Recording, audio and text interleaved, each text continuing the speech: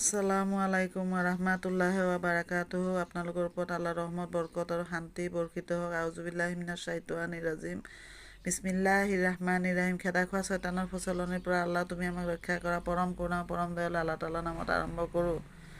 আজি সূৰা আদ-দুহা পঢ়ি শুনাব খুজিছোঁ। সূৰা নম্বৰ 93, মুঠ আয়াত 11, মক্কাত অৱতীৰ্ণ, মুঠ ৰুকু 1 নম্বৰ। শপত প্ৰবাহনৰ পোহৰৰ আৰু ৰাতিৰ যেতিয়াই নীৰৱ নিস্তব্ধতাৰে প্ৰসাৰিত হয়।